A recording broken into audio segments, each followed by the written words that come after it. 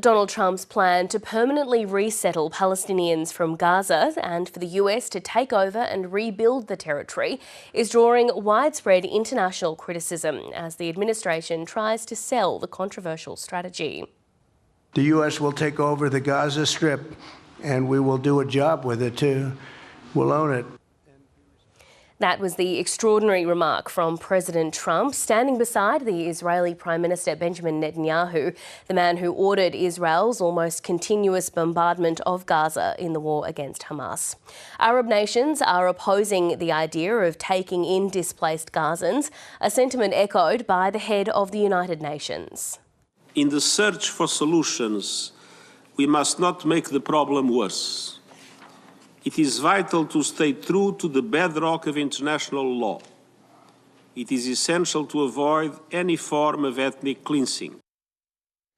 A day after the major policy shift, the top US diplomat, Secretary of State Marco Rubio, insisted the president's vision to bring peace to the region is genuine. It's a unique offer, one that no other country in the world has stepped up and made an offer. But I think it's one people need to think about. Seriously, it was not meant as a hostile move. It was meant as I think, a very generous move, the offer to rebuild and to be in charge of the rebuilding of a place, many parts of which right now, even if people move back, they would have nowhere to live safely because there are still unexploded munitions and debris and rubble.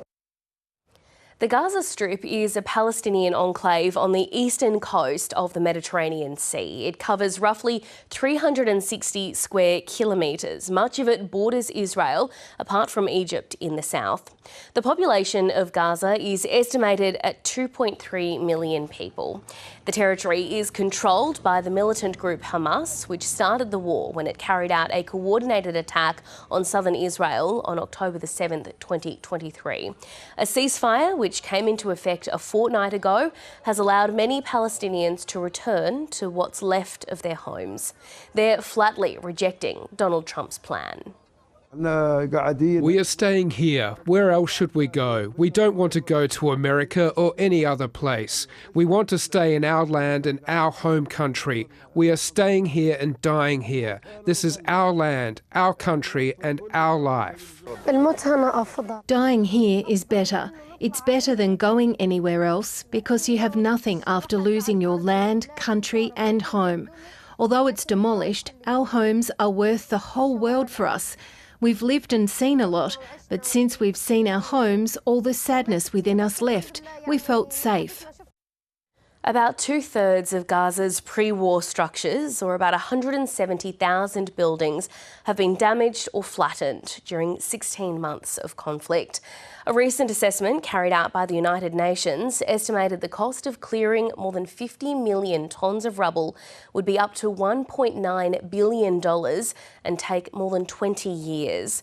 Much of the debris is riddled with asbestos. Human remains are also within the rubble. Palestinian authorities estimate up to 10,000 bodies are missing. The UN says the war in Gaza has put development in the Strip back by at least 69 years.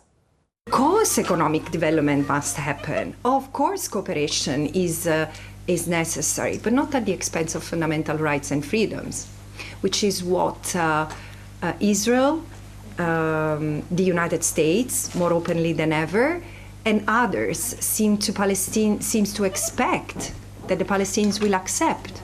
Like all indigenous people in the world, the Palestinian will never surrender. Before and after drone shots above Gaza show the devastation from the conflict. But it appears the idea of creating the Riviera of the Middle East, featuring a resort where international communities could coexist, is not so new. Almost a year ago, Donald Trump's son-in-law and former aide, Jared Kushner, spoke about the value of land in Gaza during a discussion at Harvard University.